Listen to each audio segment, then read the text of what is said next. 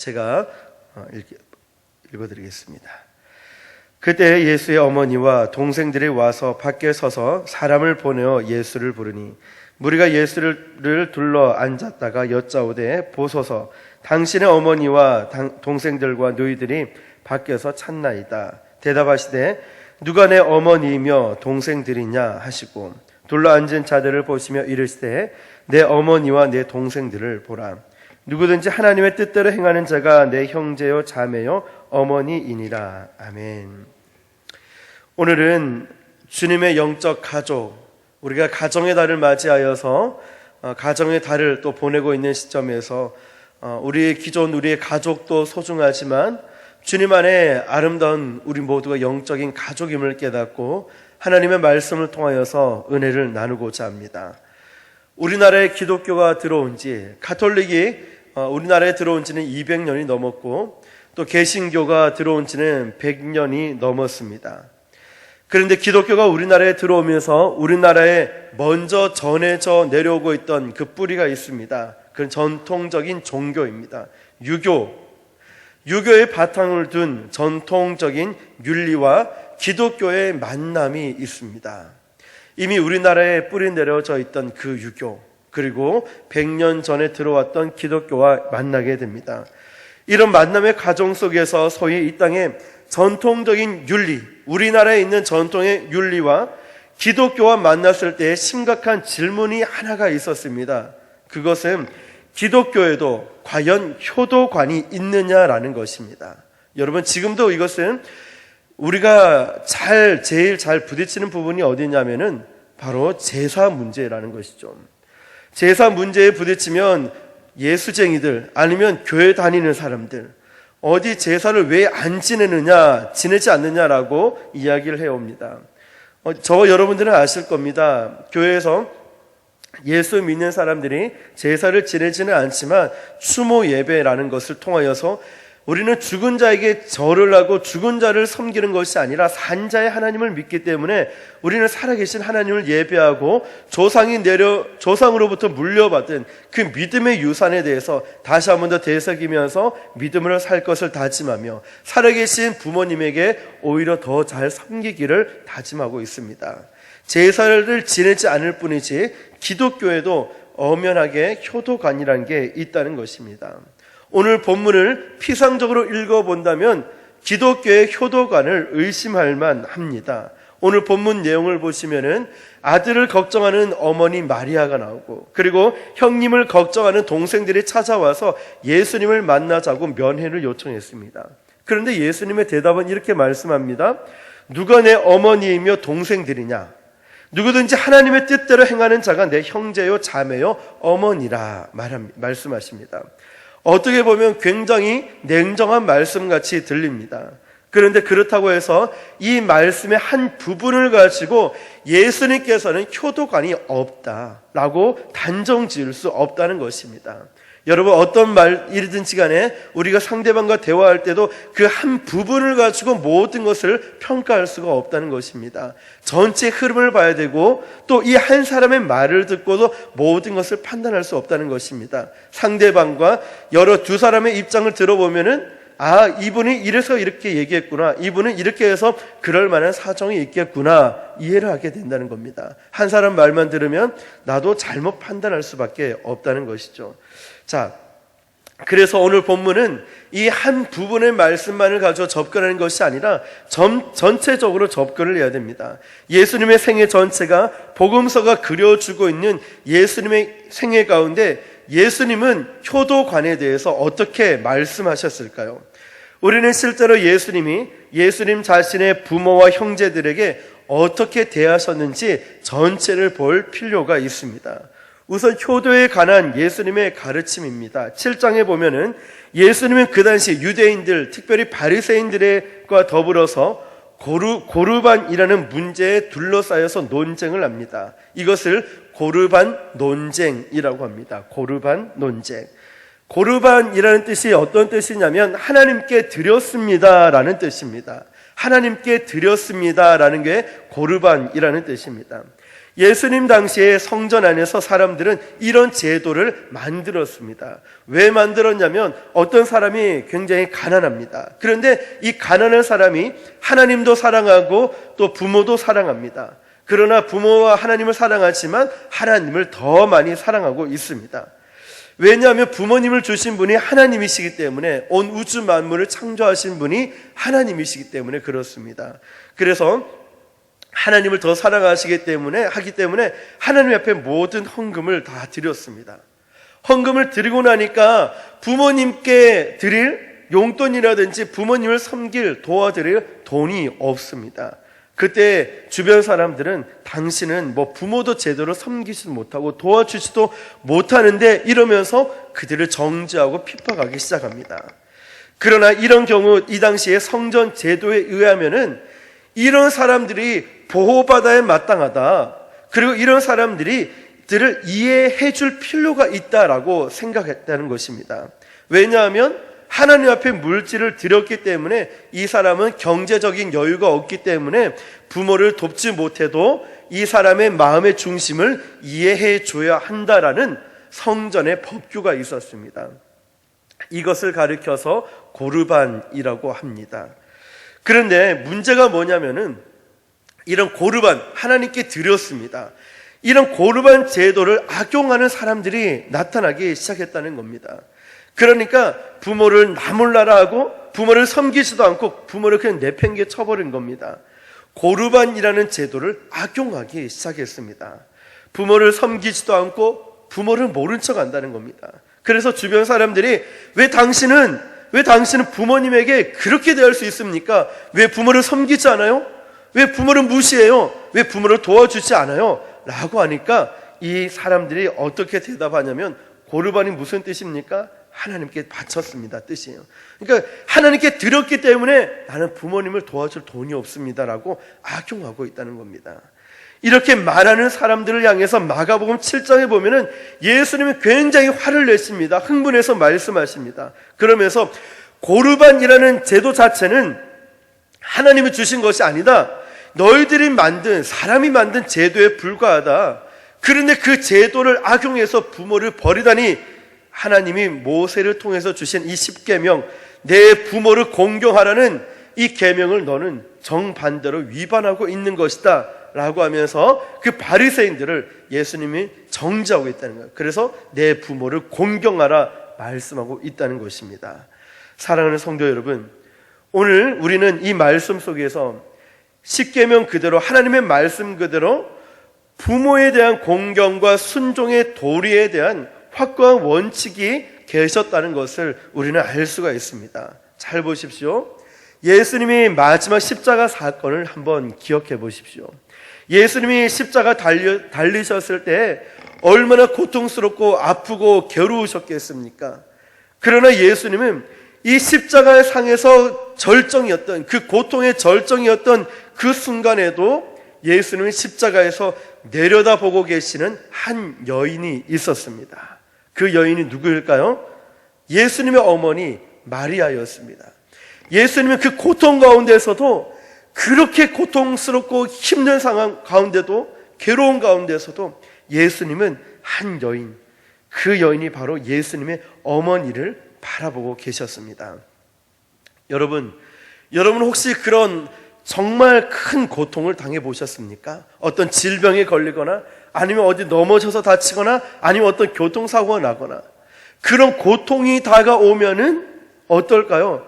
나밖에 보이지 않아요. 여러분, 나밖에 보이지 않는다고요. 저도 한 12여 년 전에 교통사고를 한번 난 적이 있었습니다.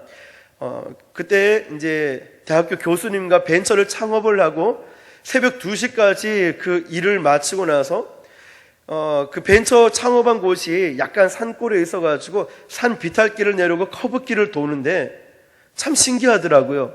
사고 날 거라는 직감이 오는 거예요. 그 직감이 오면 피해야 되는데 피할 생각은 안 들고, 뭔가 일이 일어나겠다.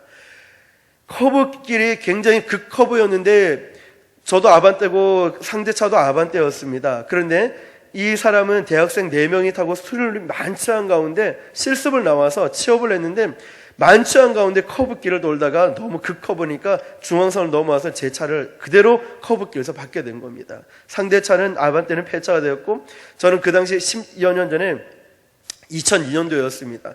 그때 아반떼 XD였는데 그냥 정면 충돌해가지고 제 차는 본네트까지 완전 다 들어가지고 그 당시 견적이 320만이 나온 겁니다.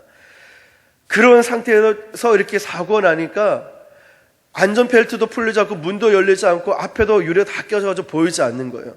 근데 그 순간에 어떤 생각이 드냐면, 정신을 살아있는데 내가 어디 죽은 거 아닌가? 내가 어디 다친 건 아닌가? 내가 어디 몸에 이상이 있어서 움직일 수 없는 건 아닌가? 막 손가락도 움져보고 발도 움직여보고 목도 흔들어보고 했어요. 근데 문이 열리지 않는 거예요. 또 2차 사고 나면 안 되니까 바로 경찰서에 신고하고 이게 사고 수습을 했던 겁니다. 자기 자신이 어려움이 오고 고난이 오고 아픔이 오면은 자기밖에 보이지가 않는다는 거예요. 사람이 너무 고통이 심해지면은 다른 사람을 생각할 여유가 없다는 거예요. 그런데 십자가 이 고통이 절정에 있던 그 예수님은 양손에 양팔에 대못이 박히고 발에도 대못이 박히고 허리에 창자국 있고 머리에 가시 연료가 쓰인 그 예수님, 물과 피를 다 쏟고 있는 이 상황 가운데 여러분, 예수님 자신의 어머니를 바라보시면서 눈물을 흘리셨다는 것, 고통을 당하고 있다는 것, 여러분, 그리고 나서 예수님은 그 고통 가운데 사랑하는 신실한 제자 요한에게 이렇게 말씀하십니다.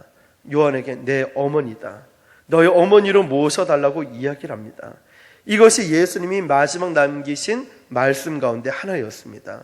여러분, 이 말씀만 보면은 예수님이 효도관이 없으셨겠습니까? 오늘 이 말씀 본문만 보는 것이 아니라 전체로 보신다면은 예수님은 분명하게 효도관이라는 것을 갖고 계셨고 어머니에게 이런 효도를 하는 것을 봅니다. 사도 바울은 디모데전서 5장 8절에 이렇게 말씀하고 있습니다. 누구든지 자기 친족, 특히 자기 가족을 돌보지 아니하면 믿음을 배반한 자여 불신자보다 더 악한 자니라 말씀합니다. 사랑하는 성도 여러분, 그렇다면 오늘 본문을 어떻게 이해하면 좋겠습니까? 오늘 본문의 사건, 오늘 본문의 교훈이 우리 주님께서 이 본문을 주신 이유가, 이 말씀하신 이유가 어디에 있다고 생각하십니까? 한 성서학자는 이렇게 말합니다. 오늘 본문이 우리에게 전달된 가장 중요한 이유는 예수님의 가족관에 대한 지평을 넓히기 위해서이다라고 이야기를 했습니다. 가족관, 그러니까 내 가족만 생각하는 게 아니라는 것이죠. 가족관을 지평을 넓히는 겁니다. 옆에 있는 분도 여러분의 가족입니다. 여러분의 이웃도 여러분의 가족이고 주변 사람들이 다 우리의 가족이라는 것입니다. 영적인 가족. 자, 무슨 뜻이냐면 여러분, 자기를 사랑하는 일이 나쁜 일입니까? 아니면 좋은 일입니까? 나를 사랑하는 일은 너무나 좋은 일이고 잘하는 것입니다. 내 자신을 아끼고 내 자신을 돌아보고 내 자신을 사랑하는 것은 좋은 일입니다. 그런데 여러분, 한 번 더 생각해 보십시오. 자기만 사랑하는 것은 어떻다고 생각하십니까? 내 자신만 사랑하는 것, 이것은 죄라는 것입니다.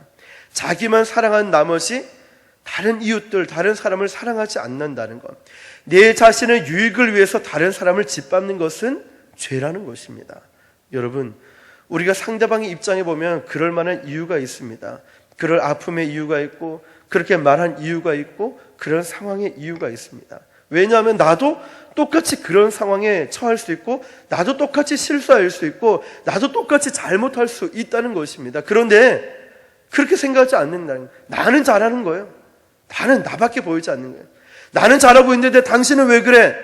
나는 열심히 하는데 당신은 왜 그래? 나는 실수하지 않는데 당신은 왜 그래? 아니에요, 여러분. 언제나 우리는 또 뒤바뀔 수 있습니다. 그러나 상대방은 얘기하지 않을 수 있어요. 이해하고 품어주는 사람이 있다는 겁니다. 자기만 사랑하는 건 이게 죄악이라는 것입니다. 자기 사랑은 필요합니다. 그러나 자기만 사랑하는 것은 안 됩니다. 가족 사랑해야 됩니까? 사랑하지 말아야 됩니까? 가족 당연히 사랑해야 되죠. 가족 사랑 필요한 일입니다. 중요합니다. 그러나 자기 가족만 사랑한다는 것 어떻게 생각하십니까? 그것은 잘못된 거란 겁니다. 내 가족의 유익을 위해서 이웃들을 무시할 수 있는 태도는 죄악이라는 것입니다. 우리는 이 말씀을 통하여서 가족관에 대한 지평이 넓어져야 됩니다. 내 가족만, 나 자신만 이게 아니라 여러분 옆에 있는 사람도 나의 가족이고, 앞뒤에 있는 사람뿐만 아니라 우리 교회 성도도 우리의 가족이고, 여러분 주변에 살고 있는 사람도 우리의 가족이라는 거예요. 우리 가족이라는 이 지평을 넓힐 수 있어야 됩니다. 주님은 그러한 뜻으로 이 본문의 말씀을 우리에게 주셨다는 겁니다. 여러분, 여러분의 가족을 아프게 하지 마십시오. 여러분의 가족을 힘들게 하지 마십시오. 여러분의 가족을 사랑하시길 바랍니다. 그 다음에 살펴볼 것은, 우리가 예수님의 복음을 듣고 예수님을 나의 구세주와 주님으로 영접하고 나면은, 예수님을 믿고 나면은 가장 놀라운 사건 하나가 있습니다. 그게 무엇인지 아십니까? 저도 여러분도 동일하게 하나님을 이렇게 부릅니다. 뭐라고 부를까요? 아버지라고 부른다는 거예요. 여러분 오늘도 기도할 때 하나님 아버지 부르시지 않습니까? 아버지 아버지 부르지 않습니까? 목사님도 전도사님도 장로님도 권사님도 안수집사님도 성도님도 믿음이 생기기만 하면은 하나님 하나님 이렇게 주님 주님 부르기보다 아버지란 말을 부른다는 거예요. 우리가 예수님을 믿고 나면 동일하게 아버지라고 고백하게 된다는 겁니다. 이게 무슨 뜻입니까? 나이 드신 분도 어린아이부터 또 성별과 상관없이 아버지라 부른다는 것이 무엇입니까? 형제 자매라는 뜻입니다. 저와 여러분이 모두가 형제 자매라는 것입니다. 우리는 그것을 잊지 말아야 됩니다. 우리가 하나님 나라의 가족이라는 것, 이거는 혈통을 초월하고 혈연 관계를 초월하고 또 인종을 초월합니다. 우리는 그리스도 안에서 하나님의 영적인 가족이라는 것을 잊지 말아야 됩니다. 이것이 얼마나 특권입니까? 예수님을 영접하는 그 순간 우리가 하나님의 자녀가 된다는 것, 이것이 얼마나 자랑스러운 일입니까? 그러면 마지막으로 우리가 함께 나누고 싶은 것은, 영적인 가족이라는 것, 어떻게 주님의 영적인 가족이 될 수 있을까? 어떻게 주님의 자녀다운 자녀, 제자다운 제자, 주님의 영적인 가족이 될 수 있을까? 우리가 세 가지만 살펴보고자 합니다. 우리가 주님의 영적인 가족이 되기 위해서는 영적인 체험이 있어야 됩니다. 저와 여러분들은 다 예수님을 만났을 겁니다. 그러니까 이 자리에 와서 예배 드리겠죠? 예수님을 만났습니다. 많은 신앙의 체험이 있습니다. 신앙의 간증이 있다는 겁니다. 예수님을 만났다는 이 사실만이 근본적이고 가장 중요한 영적인 체험이라는 것입니다. 그 체험이 뭐냐면 거듭남의 체험입니다. 이전의 삶과 완전히 달라진 나의 영적인 체험이 있다는 것입니다. 이것은 누구나 다 체험을 해야 됩니다. 요한복음 3장에 보면은 예수님이 니고데모라고 하는 사람과 대화를 나누십니다. 이 니고데모는 그 당시에 정치 지도자였고 동시에 종교 지도자였습니다. 그러나 그를 향해 예수님은 니고데모에게 이렇게 말씀하십니다. 진실로 진실로 내게 이르노니 사람이 거듭나지 아니하면은 하나님 나라를 볼 수 없느니라. 거듭나지 아니하면 하나님 나라를 볼 수 없다는 것입니다. 여러분, 그래서 유명한 종교개혁자 마틴 루터는 천국에 가면은 아마 입구에 이런 간판이 붙어 있을 것이라고 얘기했습니다. 뭐냐면 오직 거듭난 자, 거듭난 자만이 천국에 갈 수 있다는 것입니다. 여러분, 조지 히필드라는 유명한 설교가, 전도자가 있었습니다. 그분이 가장 좋아했던 설교가 바로 당신은 거듭나야 합니다 라는 설교였어요. 어느 지역에 가서 집회를 했는데 역시나 당신은 거듭나야 합니다 라는 설교를 했습니다. 그런데 어떤 젊은 청년 한 명이 이 설교를 듣고 큰 은혜를 받은 거예요. 큰 감동을 받았어요. 그래서 목사님, 제가 앞으로 목사님 비서가 되고 싶습니다. 자비랑으로 목사님을 섬기고 싶습니다 라고 했어요. 함께 다니고 싶다고. 그래서 목사님 가방을 들고 가는 곳마다 너무너무 행복한 거예요. 그런데 목사님 따라다니다가 목사님 설교를 들으니까 계속 똑같은 설교만 하는 겁니다. 똑같은. 그래서 이 청년이 목사님을 붙들고 이야기를 했습니다. 아니 목사님 설교는 레퍼토리가 왜 그렇게 똑같습니까? 왜 변하지가 않습니까? 거듭나야 한다, 거듭나야 한다. 당신은 거듭나야 한다. 제가 목사님을 쫓아다니면서 70번이나 제가 이 설교를 똑같이 들었습니다, 지금까지. 그랬더니 이 목사님이 이 청년을 꽉 붙들고 뭐라고 하는지 아십니까? 왜인 줄 아는가? 바로 네가, 바로 청년 자네가 거듭나야 하기 때문이네 라고 이야기를 했다는 겁니다. 여러분, 오늘 설교를 듣고 있는 저와 여러분이 나는 거듭나도 되고 거듭나지 않아도 된다. 이것은 선택의 문제가 아니라는 것입니다. 여러분, 우리 모두가 다 거듭나야 됩니다. 우리 모두가 반드시 거듭나야 한다는 것입니다. 거듭난다는 것, 쉽게 말하면 여러분이 예수님을 믿는다는 뜻입니다. 그냥 지식으로 알고 있는 게 아니라 내 마음으로 예수를 믿고 있다. 예수님이 나의 구세주, 나의 주님이시다. 이것을 확실하게 믿고 있다는 것, 그리고 내 삶이 변화되는 것, 이것을 거듭난다라고 말한다는 것입니다. 오늘 주님은 이 사건이 일어나도록 허용하신 그 이유가 무엇이냐면 주님께서는 이 진리를 가르치고자 하는 목적이 있다는 것입니다. 마가복음 3장 첫머리에 보면은 우리 지난 시간에 나누었죠. 예수님이 12 제자를 부르시는 장면이 나옵니다. 12 제자가 이제 주님 안에서 하나의 가족이 됐다는 겁니다. 부르셨을 때 여러분, 학벌을 받습니까? 가정을 받습니까? 환경을 받습니까? 성별을 받습니까? 예수님은 그 제자를 부르신 것은 전적인 주님의 주권에 있었다는 겁니다. 그들은 아무런 선택의 의지가 없었습니다. 나를 따라오너라, 내가 너를 사람을 낚는 어부가 되게 하겠다. 주님의 전적인 은혜와 전적인 주권에 있기 때문에 그들을 불러주셨다는 거예요. 그렇게 해서 그들은 주님의 가족이 됐다는 것입니다. 어떻게 해서 가족이 되었습니까? 주님이 그들을 불러주셨고 그들은 믿음으로 응답을 했습니다. 여러분, 이게 바로 주님의 가족이라는 거예요. 주님이 저와 여러분의 한 사람 한 사람을 불러주셨다니까요. 여러분이 가진 것이 많아서 명예와 권력이 있어서가 아니라 환경은 중요하지 않아요. 그저 주님이 여러분을 사랑하시니까 여러분 불러주셨고 여러분은 거기에 응답해서 이 자리에 나왔다는 겁니다. 이렇게 해서 주님의 영적인 가족이 되는 것입니다. 그래서 성경은 이렇게 말씀하고 있습니다. 요한복음 1장 12절에 영접하는 자 곧 그 이름을 믿는 자들에게는 하나님의 자녀가 되는 권세를 주셨으니, 요한일서 5장 12절 아들이 있는 자에게는 생명이 있고 아들이 없는 자에게는 생명이 없느니라. 거듭난다는 것은 다른 어려운 말이 아닙니다. 거듭난다는 것은 예수님을 믿는 순간, 예수님을 영접하는 순간 내가 하나님의 자녀가 된다는 것, 이것이 바로 거듭난다는 것입니다. 여러분, 내가 영적으로 예수 그리스도를 영접하면은 하나님의 자녀가 된다는 것을 믿으시길 축복합니다. 그래서 우리는 영적인 가족은 영적인 체험이 있어야 됩니다. 내가 주님을 만나고 주님을 경험하고 주님의 사랑을 받고 주님 때문에 눈물을 흘리고 주님 때문에 기뻐하고 이런 체험이 있는 사람만이 영적인 가족이 된다는 거예요. 두 번째, 영적인 가족이 되려면은 영적인 이해가 있어야 됩니다. 여러분, 우리는 거듭나는 그 순간부터 영적인 생각을 하게 됩니다. 하나님에 관한 것들을 조금씩 이해하기 시작합니다. 아, 이게 예배구나. 아, 이래서 예배를 믿는구나. 예배를 드리는구나. 이래서 기도를 하고 이래서 찬양을 하고 이래서 기뻐하는구나. 이래서 교회 다니는 사람들이 그렇게 행복해 하는구나. 이해를 하기 시작하는 거예요. 근데 그냥 되는 게 아니에요. 투자가 필요합니다. 많은 무릎 꿇어 기도하는 투자가 필요하고요. 말씀을 접하고 읽고 묵상하는 투자가 필요합니다. 찬양하면서 전심으로 경배하는 그런 시간들이 필요합니다. 그러다 보면 영적인 깊이가 깊어지고 영적인 넓이가 넓어지고 영적인 폭이 넓어지게 된다는 것입니다. 사랑하는 성도 여러분, 아무리 교회에 나와도 거듭나지 않으면, 즉 예수를 믿지 않으면 이해가 되지 않아요. 영적인 것들이 이해가 되지 않는다는 겁니다.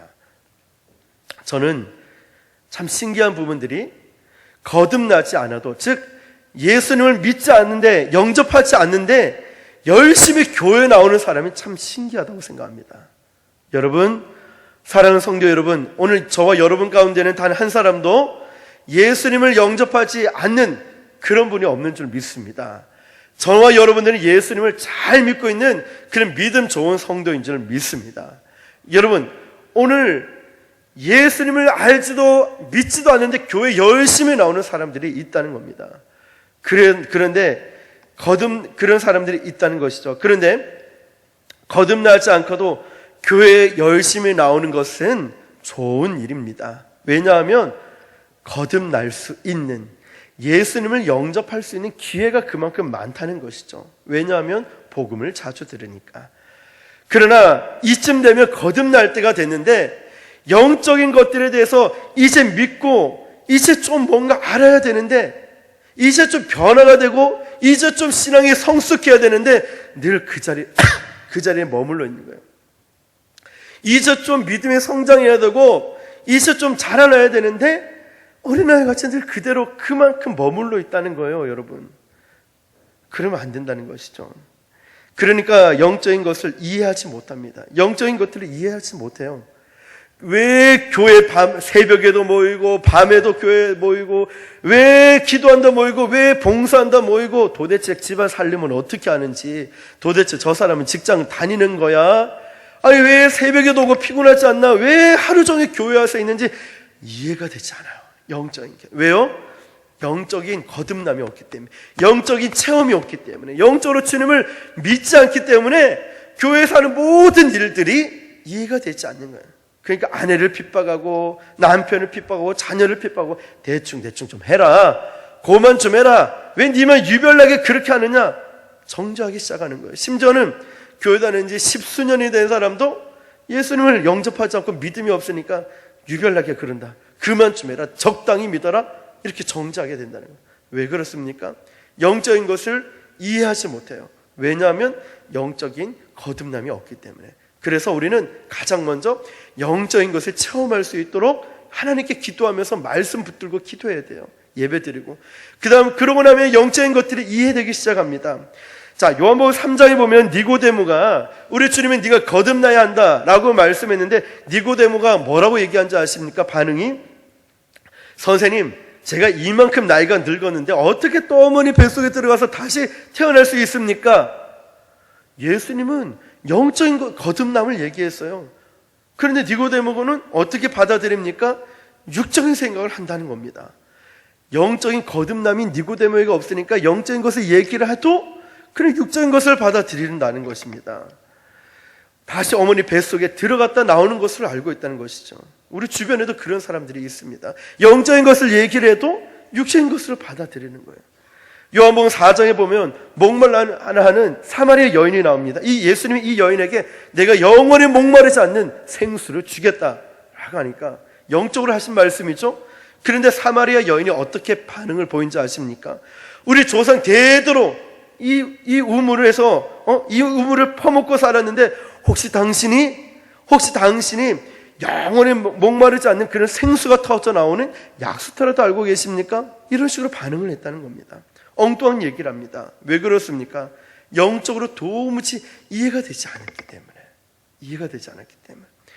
요한복음 6장에도 오병이어의 기적이 나옵니다. 보리떡 5개, 물고기 2마리로 2만 명 이상 먹이는 놀라운 기적을 행하셨습니다. 내가 곧 생명의 떡이다, 하늘나라에서 내게 온 떡이다, 나를 먹는 자는 영생할 것이다, 우리 주님은 말씀하셨습니다.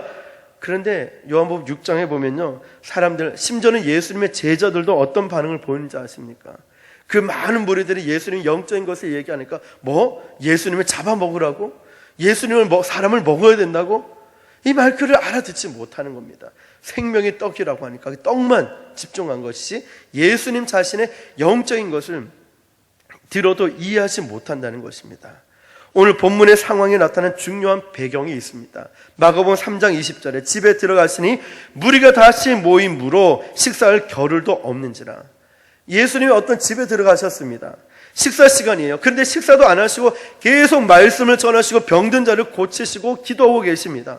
그러니까 사람들이 생각할 때마다 예수님을 바라보고 저 사람 미친 거 아니야? 예수님 보고 식사도 안 하시고 계속 병자 고치고 귀신 쫓아내니까 예수님 보고 미친 거 아니야? 라고 얘기하는 거예요. 바로 그 다음 절 반응 21절에 보니까 가족들의 반응인데 육신의 가족들의 반응이라는 것을 보십시오. 예수의 친족들이 듣고 그를 불러 나오니 이는 그가 미쳤다 하밀러라. 여러분, 사람들은 이렇게 반응을 보일 수 있어요. 영적인 것을 알지 못하고 깨닫지 못하니까 미친 거 아니야? 저 교회 미친 거 아니야? 라고 얘기한다는 거예요. 더군다나 바리새인들은 어떤 반응을 보였는지 그 다음 절 22절 보니까 예루살렘에서 내려온 서기관들은 그가 바알세불이 집혔다 하며 또 귀신의 왕을 힘입어 귀신을 쫓아낸다 하니. 여러분, 예수님께서 식사도 하시지 않고 병든 자를 위해 기도하고 귀신을 쫓아내면은, 우리 예수님을 잘 믿어야 되잖아요. 정말 하나님의 아들이시구나, 메시아이구나, 이런 믿어야 되잖아요. 그런데 뭐라고 얘기합니까? 바알세불이 짚였다. 귀신의 왕을 힘입어 귀신을 쫓아냈다.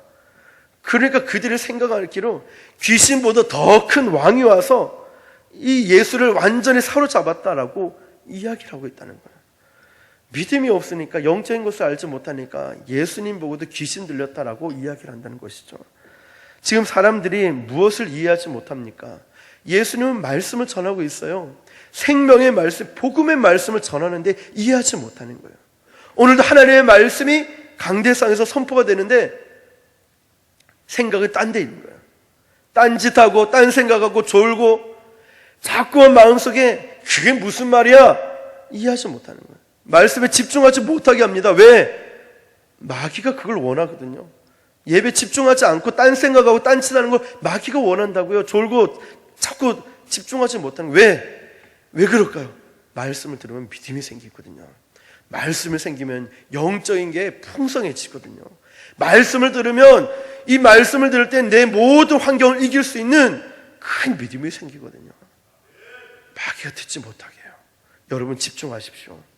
하나님 말씀을 전할 때 자꾸만 딴 생각 든다면 예수 이름을 쫓아내시고 하나님 나라의 영적인 비밀을 이해할 수 있도록 여러분 간절히 기도할 수 있고 또 말씀에 집중할 수 있길 예수님의 이름으로 축복합니다. 영적인 비밀을 이해할 수 없는 사람들에게는 영적인 일이 보이지가 않아요. 자꾸만 저 사람 왜 그래, 저 일 왜 그래, 교회는 왜 그래, 세상은 왜 그래. 여러분 정죄한다고 해서 세상이 변할 것 같으면 벌써 변했지요. 판단하고 비판해서 변할 것 같으면 2000년 전에 벌써 변했죠. 아닙니다. 진짜 우리에게 필요한 것은 복음이라는 거예요. 이 복음만이 세상을 변화시키고 사람을 변화시킬 수 있습니다. 자, 보십시오. 자, 믿지 않는 사람에게는 미친 것으로 보인다 했어요. 그런데 미친 것은 좋은 것일까요? 나쁜 것일까요? 꼭 나쁜 것만은 아니라는 것이에요. 제대로 미치면 이런 사람들에 의해서 역사가 나타난다는 것을 우리는 볼 수 있어요. 유명한 발명한 왕 에디슨, 발명에 열중하면서 하루 종일 한 끼도 먹지 않을 때가 있었다고 합니다. 가족들, 그 와이프가, 부인이 뭐라고 하는지 아십니까? 저 사람 미쳤다, 크레이지, 미쳤다라고 하는 거예요. 또 유명한 핸델이 메시아라는 노래를 작곡하기 위해서 20일 동안 식사를 집에서 한 끼도 먹지 않고 계속 작곡에만 20일 동안 몰두했다 합니다. 그는 하늘의 환상을 보고 있었습니다. 뭐라 그랬을까요? 저 사람 핸델이 빚 많이 지더니 요새 이 사람 미쳐간다라고 이야기를 했습니다. 그러나 그 미친 사람에 의해서 위대한 역사가 일어났다는 것입니다. 여러분 따지고 보면 사람들은 다 미쳐서 살아가는 인생입니다. 오해하지 마십시오. 어떤 사람은 도박에 몰두하고요, 알코올에 몰두하고요, 그 돈에 집착하고요, 어떤 사람은 그런데 성공에 미쳐서 살아가는 사람이 있습니다. 여러분 혹시 진리에 미쳐 보셨습니까? 진리에 미쳐 보셨습니까? 사람을 사랑하는 그 일에 미쳐 보셨습니까? 하나님 나라의 복음화를 위해서 여러분 미쳐 보셨습니까? 사도 바울처럼 오직 복음을 위해서 자신의 삶을 맞아 죽어가면서도 복음에 미쳤기 때문에 그들을 그냥 미쳐 살아가는 거예요. 여러분 스데반 집사 아시죠? 여러분 예수님의 제자들 변화되고 나서 복음에 미쳐 살아가는, 예수님에 미쳐 살아가는 거예요. 좋은 곳에 진리에 미쳐서 한번 살아가 보셨습니까? 이걸 이해하지 못하는 사람들에게는 저와 여러분이 예배드리고 하나님을 위해 살아가는 일이 이해가 되지 않을 수 있다는 거예요. 그래서 사도 바울은 이렇게 말합니다. 고린도전서 2장 14절, 육에 속한 사람은 하나님의 성령의 일들을 받지 아니하나니 이는 그것들이 그에게는 어리석게 보이며 또 그는 그것들을 알 수도 없나니 그런 일은 영적으로 분별되기 때문이라. 아멘. 이렇습니다. 여러분 여러분의 가족이 있잖아요. 가족이 통하지 않는다 생각해 보십시오. 아이고, 참 말을 해도 말귀도 못 알아들었을 때 아버지의 마음을 이해하지 못하는 자식들, 남편과 아내가 통하지 않고 서로 대화가 되지 않을 때 얼마나 비극입니까?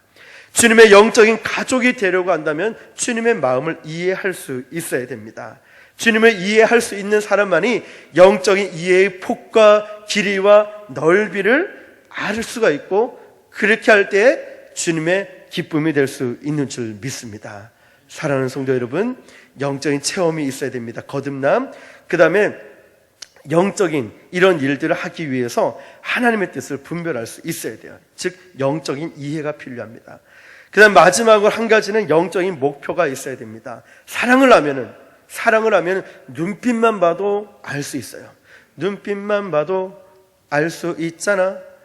딱 볼 수 있잖아. 눈빛만 보면 이 사람이 뭘 원하는지, 뭘 좋아하는지 알 수 있다. 근데 사랑해서 결혼하고 나면은 이제는 눈빛이 아니라 그냥 뭐 해도 느낌으로 알 수 있는데, 더 중요한 한 가지가 있어요.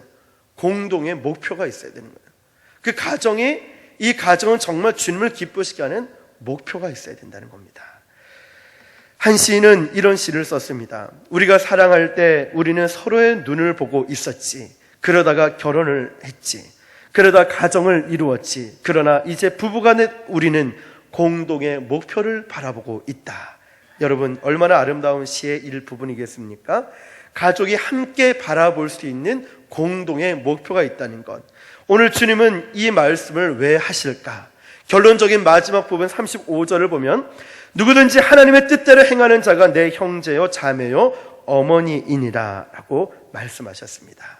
우리 주님은 12 제자를 부르시고 영적인 한 가족을 만드시고 하나님의 뜻을 이루는 하나님의 공동체, 목표를 만들어 주셨습니다. 그것은 하나님의 나라를 확장시키는 복음을 위해서였습니다. 저와 여러분들이 하나의 목표를 갖고 나갔으면 좋겠습니다. 특별히 우리 주님의 영적인 가족인 우리 순복음 안락교회의 목표가 있지 않습니까? 주님, 주여 말씀하옵소서. 우리가 듣겠나이다. 우리가 배우겠나이다. 우리가 지키겠나이다. 우리가 전하겠나이다. 이것이 바로 영적인 가족이 된 순복음 안락교회의 공동 목표라는 것이고, 또 많은 영혼을 살리는 것이, 하나님 나라의 복음이 땅끝까지 전파되는 것이 하나님의 목표라는 것입니다. 이것이 바로 우리의 영적인 가족의 목표가 될 수 있길 예수님의 이름으로 축복합니다.